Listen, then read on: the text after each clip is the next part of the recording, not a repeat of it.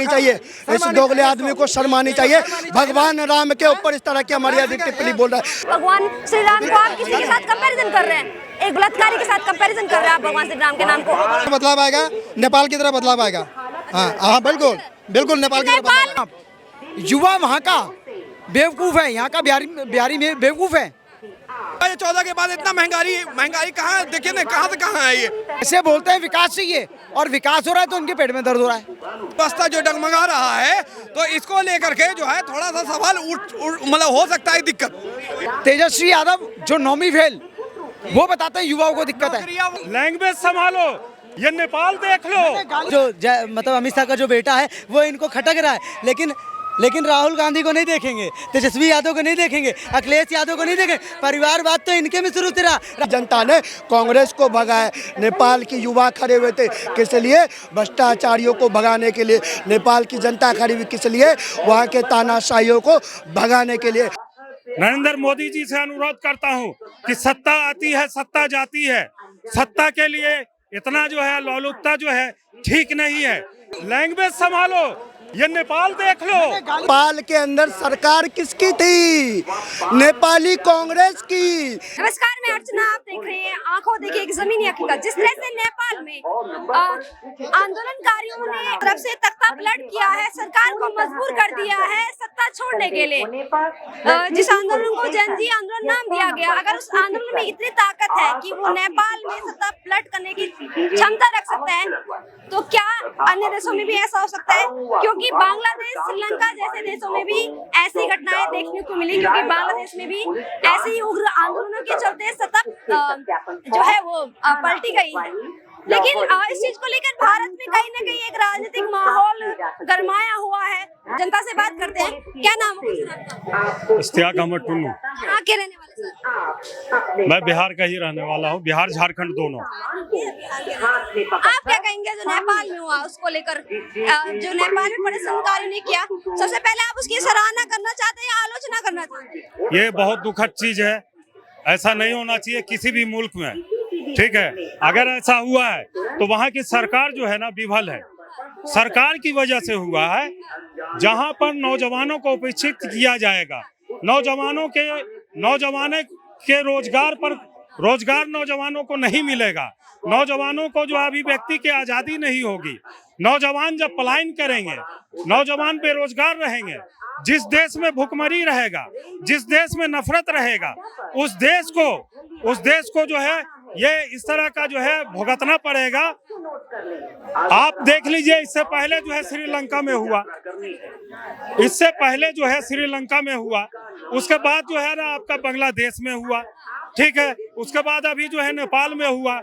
भगवान से यही प्रार्थना करते हैं कि जिस तरह की जहर की खेती यहाँ बोया जा रहा है, आज भी वक्त रहते हुए मैं सरकार से अनुरोध करता हूँ, नरेंद्र मोदी जी से अनुरोध करता हूँ कि सत्ता आती है सत्ता जाती है, सत्ता के लिए इतना जो है लोलुपता जो है ठीक नहीं है। आप इस देश को, हिंदू मुस्लिम सिख ईसाई गंगी जमनी तहजीब को आप बनाए रखने का काम आपका है। चूंकि आप शीर्ष पद पर हैं, आप प्रधानमंत्री हैं देश के, और गृह मंत्री श्री अमित शाह जी का दायित्व है। मेरा कहना है कि आप देख लीजिए, आप मीडिया के साथी है, आप चौथा स्तंभ है देश का, आपको भी लग रहा होगा कि मेरा देश भी जो है बहुत जो है उस तरफ जो है ना मतलब जा रहा है। अभी वक्त रहते हुए इसको जो है रोकने की जरूरत है। गर्त में जा रहा है, उबर रहा है देश। देखिए, देश जो है, मैं यही कह रहा हूँ, सिर्फ देश जो है ना सिर्फ विकास करने से, रोड बना लेने से, बिजली का सुधार हो जाने से ये नहीं होता है। देश में एकता अखंडता जब तक कायम रहेगा, सबको जो है एक सामान्य जो है जिसका जो योगदान है, जिसका जो हिस्सा है उसको मिलता रहेगा, तो देश में किसी तरह का कोई अराजकता जो है नहीं। परिभाषा क्या है इनके हिसाब से? ठीक है, विकास की परिभाषा क्या है?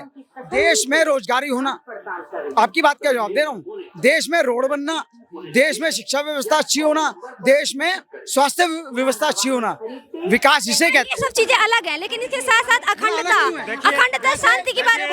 वैसे बोलते हैं विकास चाहिए, वैसे बोलते हैं विकास चाहिए, और विकास हो रहा है तो उनके पेट में दर्द हो रहा है, क्योंकि राहुल गांधी का विकास नहीं हो रहा। वो कह रहे हैं कि अखंडता होनी चाहिए। बात नहीं किया आप नहीं, मैंने तो ऐसा अरे भाई लैंग्वेज संभालो, ये नेपाल देख लो, गाली दी क्या? नेपाल मत बनाओ, इसको भाषा को सुधारो। मैंने आपको गाली दी? वही अपील कर रहा हूँ। आप तो गाली के भी लायक नहीं हो। सवाल ये है कि क्या जिस तरह से आप देख रहे होंगे तेजस्वी यादव ये कह रहे हैं कि नेपाल बिहार से ज्यादा दूर नहीं है, कहीं ना कहीं इशारा भारत की ओर है। ज्यादा दूर नहीं है, लेकिन वहाँ पे कलेश किस बात का हुआ? बेरोजगारी, पहली बात ये थी, और वहाँ पे सोशल मीडिया को बैन कर दिया। मेन मुद्दा था सोशल मीडिया को बैन कर दिया। पहले सुनते रहना आप, युवा वहाँ का बेवकूफ है, यहाँ का बिहारी बेवकूफ है।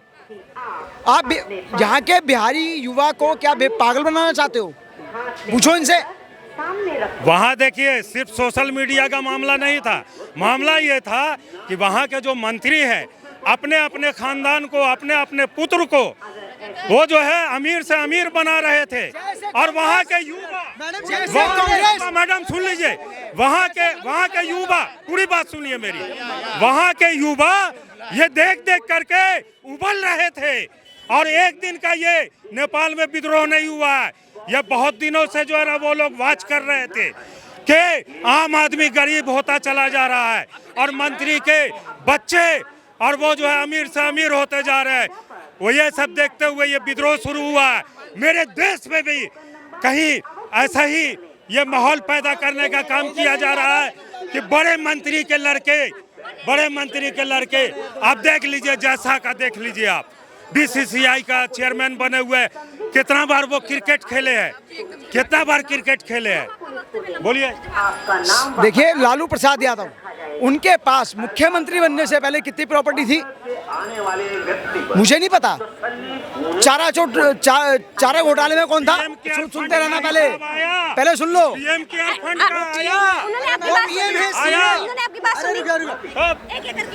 पीएम है, सीएम नहीं है। पहले अपना बात पूरी रखिए। जिन्होंने कहा है कि अभी भारत में भ्रष्टाचार हो रहा है, तेजस्वी यादव जो नौवीं फेल, वो बताते हैं युवाओं को दिक्कत है। वही निकालते हैं जो नौवीं फेल है। हाँ, इंजीनियर तो कुछ ही सवाल है सर, सवाल समझिए, एक सेकंड। आप तो कुछ कर ही नहीं पा रहे हैं। हमारे मुख्यमंत्री जी इंजीनियर खुद ही हैं, नीतीश कुमार जी, लेकिन नौकरी के बारे में कभी नहीं सोचे। सवाल हमारा ये है कि क्या जैसे नेपाल में हुआ है वैसे भारत में हो सकता है? सवाल ये कभी नहीं हो सकता है, लेकिन अर्थव्यवस्था इस तरीके से रहा तो पब्लिक सुनिए पब्लिक जिस तरीके अर्थव्यवस्था जो डगमगा रहा है, तो इसको लेकर के जो है थोड़ा सा सवाल मतलब हो सकता है दिक्कत। क्या जैसे नेपाल में और ऐसे भारत में हो सकता है? कभी नहीं मैम, कभी नहीं। क्यों नहीं हो सकता? कभी नहीं हो सकता। क्यों नहीं हो सकता? आप देख लो, वैसे विपक्षी नेता ऐसा कह रहे कि ऐसा हो सकता है, कहीं ना कहीं इशारा हो रहा है। इंडिया में कौन है बताओ? राहुल गांधी है। तेजस्वी यादव। अरे किसकी बात कर रही हो आप?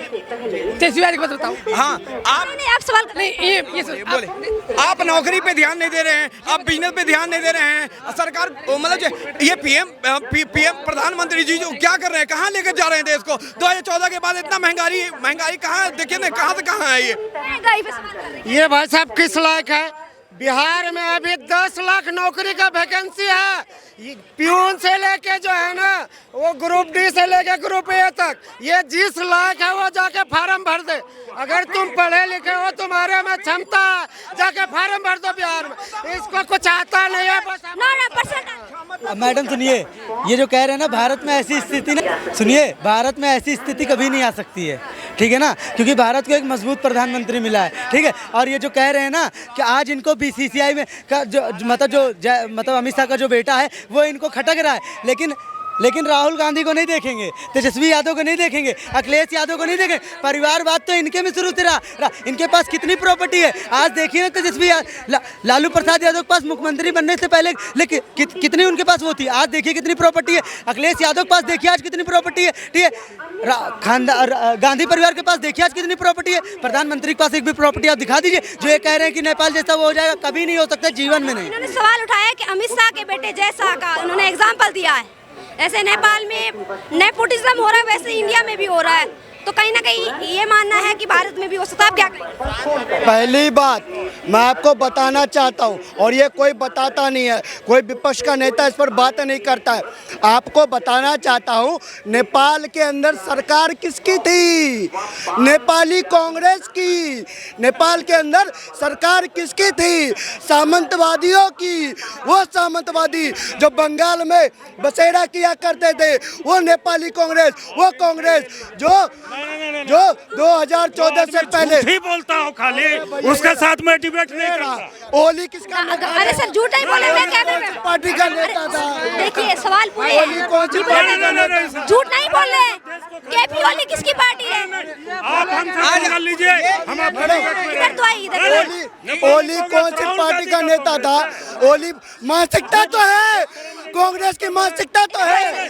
फिर मैं कहना चाहता हूँ 2014 से पहले याद है ना, अन्ना हजारे उठे थे और अन्ना हजारे ने आंदोलन किया था किसके खिलाफ? कांग्रेस के खिलाफ। 2014 माफ कीजिए सर, माफ कीजिए। किया था किसके? काउंटर चाहती हूँ, कांग्रेस के खिलाफ। काउंटर चाहती हूँ, काउंटर एक सेकंड। वो कह रहे हैं कि नेपाल में कांग्रेस अलग है, नेपाल में कांग्रेस अलग है, भारत की 2012 में एक सेकंड तो रुक जाइए। वो कह के गए हैं अभी जो यहाँ पे महोदय थे कि नेपाल की कांग्रेस और भारत की कांग्रेस दोनों अलग अलग है, तो आप एक क्यों बता रहे हैं? मैडम, आपकी सोच अलग होगी, मेरी सोच अलग होगी। आपकी सोच अलग होगी, मेरी सोच अलग होगी। अगर एक जाति के हैं तो मानसिकता तो वही होगी ना, मानसिकता तो वही होगी ना। कांग्रेस के भी मानसिकता, नेपाली कांग्रेस की भी मानसिकता वही है, यहाँ के कांग्रेस की भी मानसिकता वही है। ओली ने भी कहा था, ओली ने भी राम जी के खिलाफ अमर्यादित टिप्पणी की थी, यहाँ के कांग्रेस ने भी राम जी के खिलाफ अमर्यादित टिप्पणी की थी। तो मैं फिर कहना चाहता हूँ, सोच एक है, मानसिकता एक है, उनकी जो सोचने की शक्ति है वो एक है। तो ये अलग कैसे है साहब? वहाँ की जनता ने कांग्रेस को भगाया, नेपाल की युवा खड़े हुए थे किस लिए? भ्रष्टाचारियों को भगाने के लिए। नेपाल की जनता खड़ी हुई किस लिए? वहाँ के तानाशाहियों को भगाने के लिए। और वहाँ पर नेपाली कांग्रेस की सरकार को भगाने का काम किया, सामंतवादियों की सरकार को भगाने का काम किया। ये कह रहे हैं कि नेपाल में कांग्रेस का सरकार है, नेपाली कांग्रेस है। आप 2012 में एक दामनी रेप कांड हुआ था, तो उसमें निर्भया रेप कांड हुआ था। तो निर्भया रेप कांड में एक लड़का का नाम था राम सिंह। तो भगवान राम का नाम खराब हो गया, इसका मतलब इसका लॉजिक के हिसाब से खराब हो गया ना। जब बीजेपी का इस तरह का लॉजिक, शर्म आनी चाहिए इस दोगले आदमी को, शर्म आनी चाहिए। भगवान राम के ऊपर इस तरह की अमर्यादित टिप्पणी बोल रहा है। मैं फिर कहना चाहता हूँ, ये गधे लोग इस तरह की उलझुल टिप्पणी करते हैं। मैं फिर कहना चाहता हूँ, ऐसे लोगों को माफी मांगनी चाहिए। जिस तरह से हमारे भगवान के ऊपर अमर्यादित बोला जाता है, इनका हाल ऐसा है। और किसको, बाली को क्यों मारा गया? धार्मिक टिप्पणी मत संतरा करिए। पी के आता है, 10 रुपए का संतरा वहाँ से लेता है और पी के आता है और ससुरा कुछ से कुछ बोलने लगता है, तो ऐसे गधों को न दिया कीजिए न सुना कीजिए। ये गया था कांग्रेस में, देख रहे होगे ना, बाली के साथ थे क्या? ये बाली के साथ थे भाई, बाली के साथ थे। एक सेकंड भैया, एक सेकंड, आप धर्म से मत जोड़िए, धर्म से मत जोड़िए। पार्टी के लिए पार्टी का समर्थन पार्टी का समर्थन अच्छी बात है, लेकिन पार्टी के समर्थन में इतना अंधा मत होइए कि आप भगवान श्री राम को आप किसी के साथ कंपैरिजन कर रहे हैं, एक बलात्कारी के साथ कंपैरिजन कर रहे हैं आप भगवान श्री राम के नाम को। धर्म पे मत लाइए, दिक्कत हो जाएगी सर, दिक्कत हो जाएगी। आपके साथ मारपीट होगी, मैं रिस्पॉन्सिबल नहीं हूँ इस चीज के लिए। धर्म पे मत लाइए इस चीज को, धर्म पे बात, पॉइंट टू पॉइंट राजनीति में बात करना। यहाँ हिंदू मुस्लिम हो रहा है, नहीं हो रहा है ना, तो फिर आप राम को बीच में लेके आ रहे हैं। आपका नाम क्या है, नाम बताइए अपना। मेरा नाम उमा है, कहाँ के रहने वाले? बिहार से हूँ, दरभंगा। आपका नाम उमा है, तो राम का नाम बलात्कारी से जोड़ेंगे? में बदलाव आएगा, नेपाल की तरह बदलाव आएगा। हाँ बिल्कुल नेपाल की तरह। नेपाल में कह रहे हैं कि प्रधानमंत्री जैसा प्रधानमंत्री को मोदी जैसा प्रधानमंत्री चाहिए। नेपाल में क्यों गाली दे रहे हैं प्रधानमंत्री? ये भी कह रहे हैं कि 11 साल से रिलेशन क्यों नहीं बना? बांग्लादेश से रिलेशन खराब हो गया।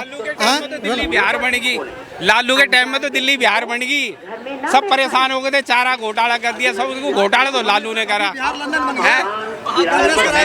क्या नेपाल जैसी स्थिति भारत में हो सकती है? क्या नेपाल जैसी स्थिति भारत में हो सकती है? नहीं हो सकती। तेजस्वी यादव कहीं ना कहीं इसी ओर इशारा कर रहे हैं। नहीं, यहाँ नहीं हो सकती। यहाँ यहाँ पब्लिक जागरूक है।